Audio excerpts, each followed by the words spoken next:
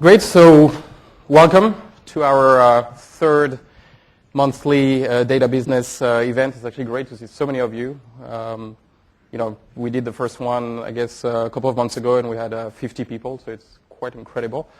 I'm actually just curious. So, by the way, I'm Matt Turk. It's good to meet everyone that I haven't met yet.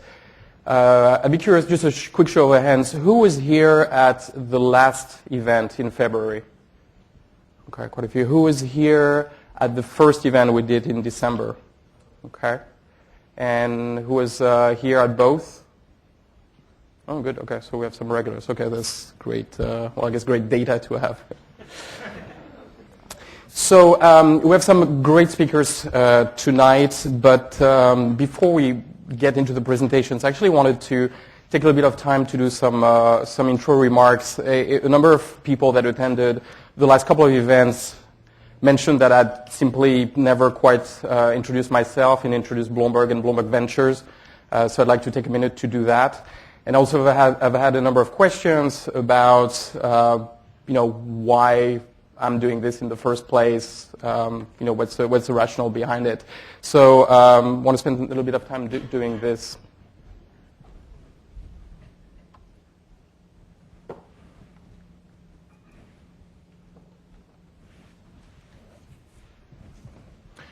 So, quickly about me. So I'm a managing director at Bloomberg Ventures. Bloomberg Ventures is the incubation and investment arm of Bloomberg. We are technically a wholly owned subsidiary of Bloomberg. We've been around for 3 years. For the most part, so far, we have been an incubator of internal businesses, which is one of the reasons why we've been very low profile. We have been essentially operators of startups that we create ourselves and that we run ourselves. For a number of reasons, it looks like we may evolve and actually become much more of an investor. We are very interested in all data businesses at all levels of the stack.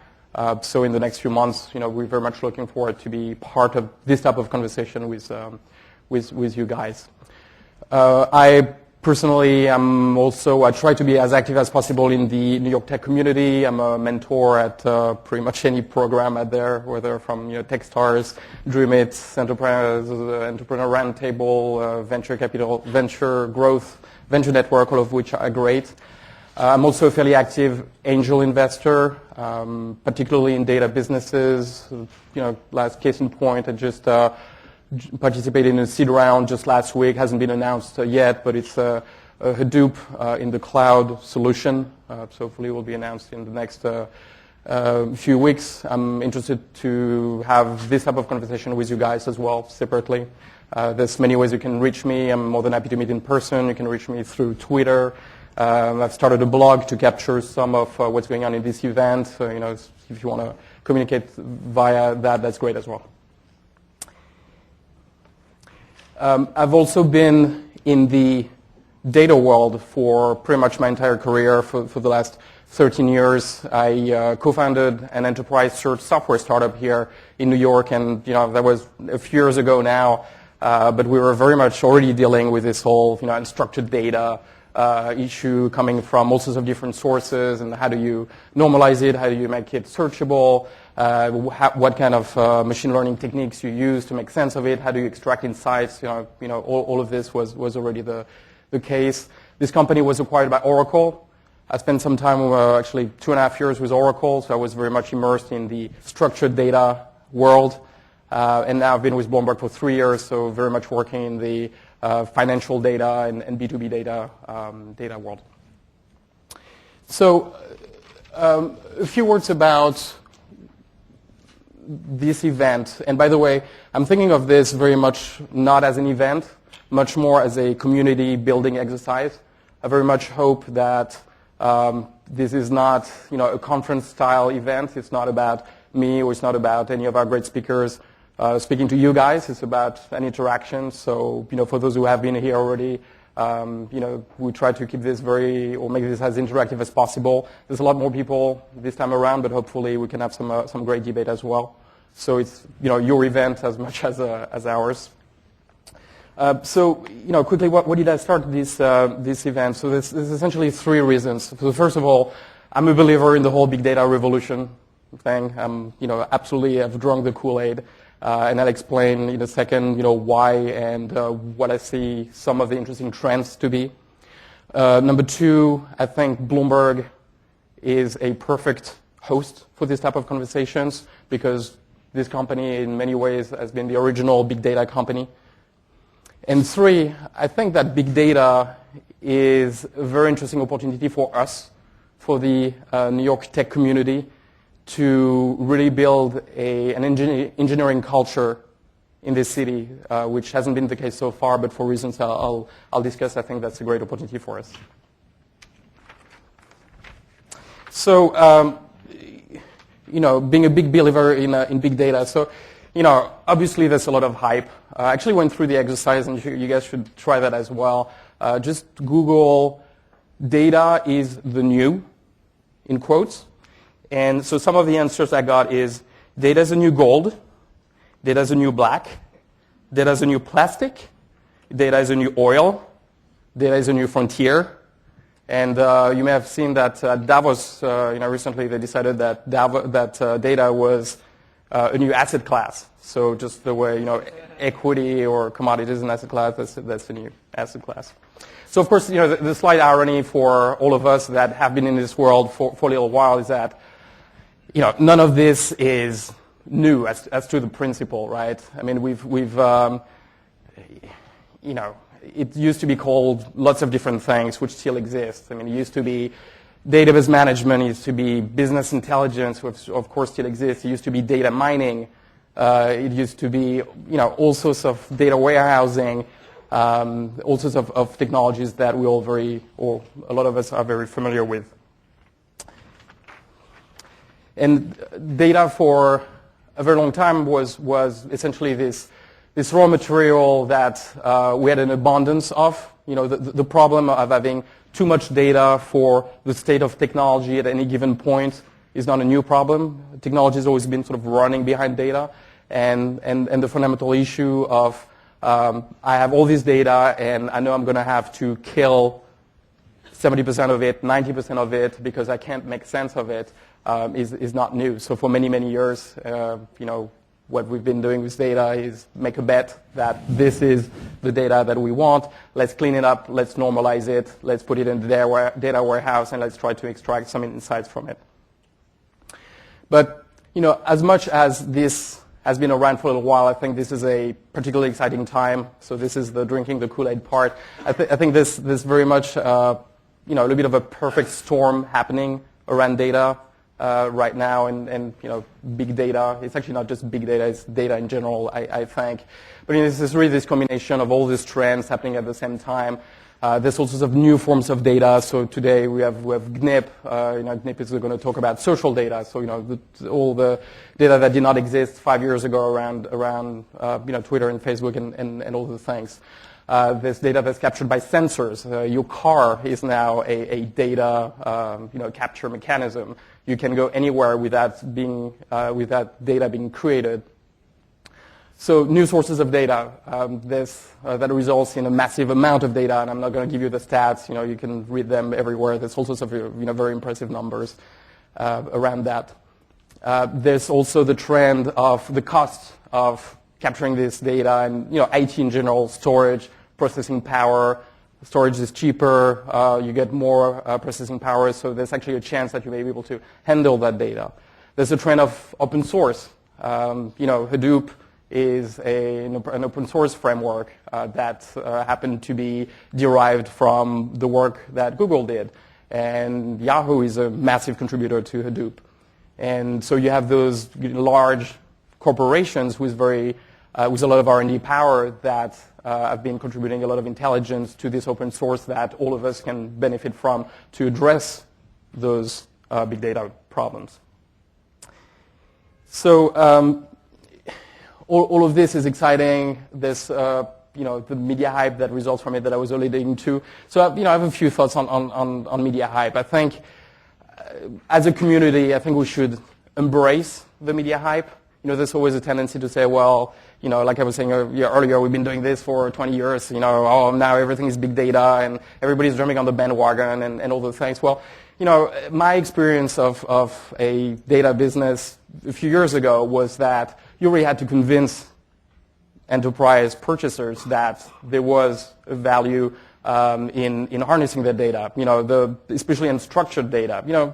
Structured data databases, everybody sort of got it a while ago. And structured data, the remaining 80% of your data, people who didn't quite, there was a lot of conversations about being, a nice to have rather than a must have. So what I see the benefit of the media hype to be is that, the New York Times, the Forbes, all those sort of generic, general, high quality publications do for us is that they essentially evangelize the importance of data. And that will enable us, people who are creating products, starting companies, investing in companies, to have a lot more constructive conversations with all sorts of, potential buyers and users of the products that we build. At the same time, there's presumably going to be a backlash at some point. I think we all need to be aware of it. What goes up must come down at some point. There's already signs of it for the more, the people that started it the earliest are already starting to, see some level of backlash. So everybody's going to realize sooner or later that Hadoop is very complicated to install. Everybody already knows that it's, very hard to find people with the right talent. It's very hard to find, data scientists who, suddenly have become the new rock stars, and we have one of them here, and we're going to be talking about this. But data scientists are quickly become impossible to find. There's a company that actually will be presenting at the next event called Kaggle, which is basically building a business on being able to find data scientists, on basically optimizing the scarcity of data scientists. And this whole thing about, okay, great, you have these amazing visualization tools, but now what? Like, you look at your screen, you got all the things that looks pretty cool, I think, but what am I supposed to do with it? There's this whole problem of management being able to understand this data and do anything with it, and that's going to take forever, right? And you need to have the tools, you need to have the actual tech people understand what all of this is doing, and then you need to have the last mile, which is the business people really understanding, hey, okay, how are we going to use all of this to create data-driven products or data-driven businesses? So I think our responsibility as a community vis-a-vis this hype is to manage expectations accordingly. I think we have a duty to, when we create a product, when we pitch a potential purchaser, when we pitch a potential investor, to actually not overhype what we're doing and basically, say what this can do now and what the overall potential for this entire technology is. But I think it's also our responsibility to be reasonable in how we hype our own products. So, one of the reasons why I think it's going to be very exciting, I see a couple of waves, coming up for big data. So there's a wave which I think is mostly happening right now, which I think of as the plumbing of the big data ecosystem.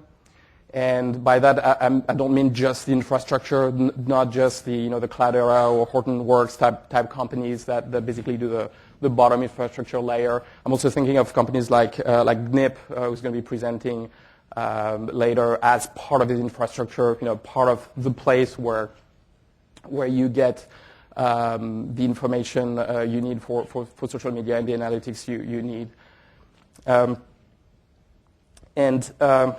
I think that this first wave is absolutely fundamental and very interesting, but at the same time, I think it's temporary.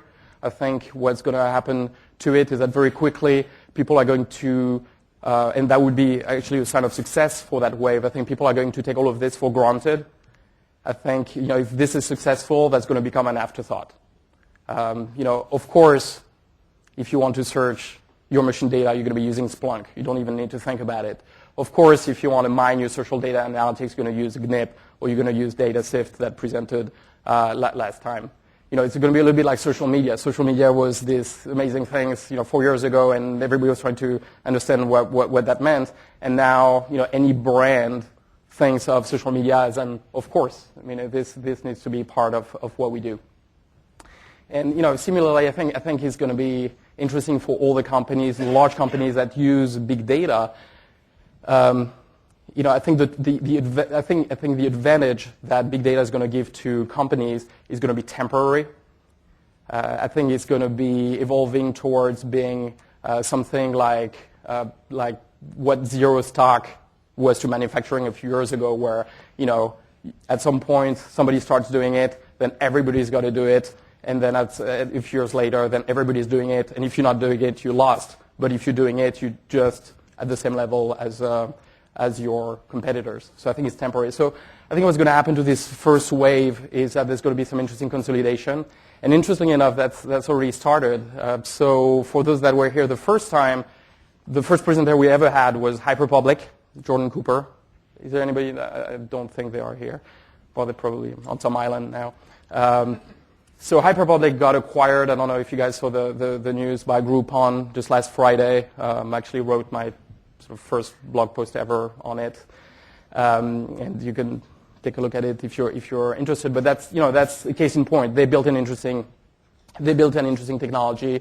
A large company needs that piece of infrastructure to be able to go on, and there was the first acquisition. So that's the first wave. What I think the second wave is going to be is the rise of big data powered businesses or big data enabled businesses. And what those are going to be, your guess is just as good as mine, but I think that's where it's going to get particularly exciting. Not that the first wave is not exciting, but I think this opens up a whole different world, new products, new business models that we can't even think of now.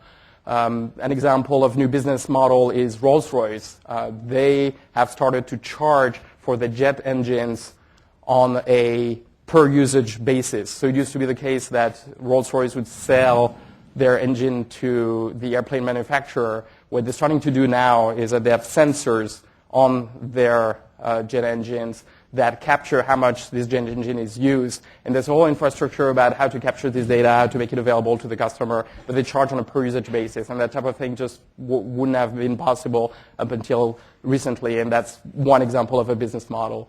This whole concept around revolutionizing retail, and particularly when it comes to 3D printing, there's all the things you can do. If you can hyper-segment your users on the one hand with big data, and you can hyper-customize a product with 3D printing, you literally get into an era where you can sell unique products or very products designed for a very small group of people in a way that was just completely inconceivable. So I think the second wave is going to be very exciting as well.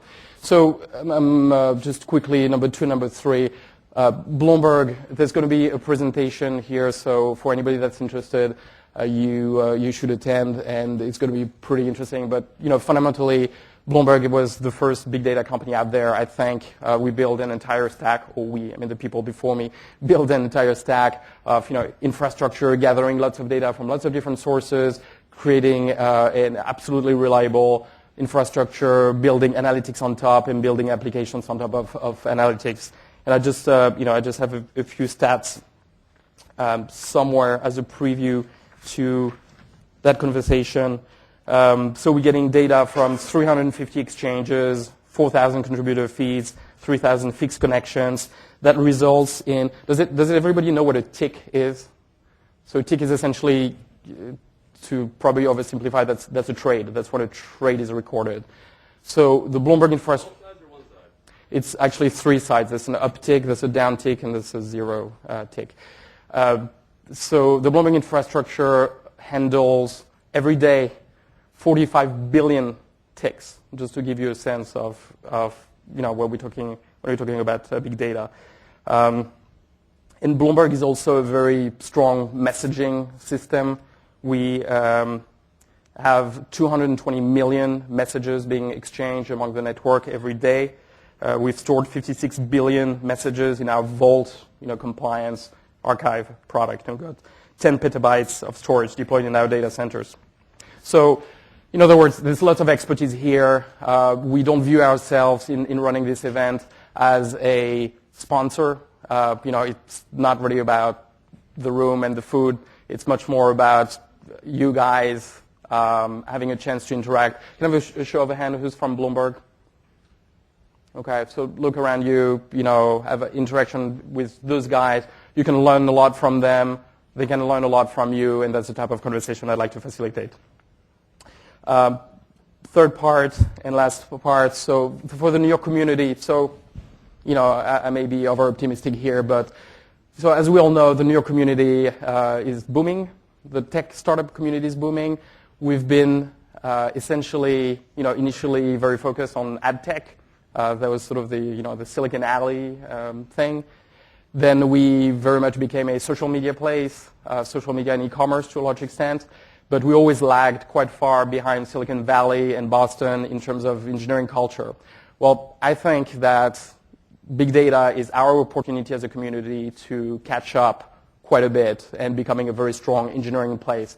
And there's essentially several reasons for that. First, I think that we have all the purchasers, all the potential customers for big data here, or at least some of the largest. Wall Street is a huge potential customer. Madison Street is a huge potential customer, and a great place for companies to be selling their products. Two, we have smart money here that understands data. So I'm sure that all of you are familiar with IA Ventures that hopefully will speak at one of the future events. We've got Kirill here from RTB Ventures. We'll talk at length about what he does. But there's great new force in this New York ecosystem. Hopefully Bloomberg Ventures will be part of this effort as well. And three, we got the talent. So one could argue that for web products and e-commerce products, getting people from Wall Street was not very helpful because you needed people who could do web technologies. For something like data, we do have the talent. The people that are coming from Wall Street do have this very strong analytics and data expertise that we can tap. So, it's our opportunity, all of us, to turn this city into a strong engineering culture, and I, very much hope that happens. Anyway, I'm running very long, so we have some great speakers today. Hillary from Bitly is going to speak first. We have Steve Sorkin from Splunk, who's going to speak second. We have Chris and Rob from GNIP, who are going to be speaking third, and we're going to finish with Kirill. So without further ado, Hillary.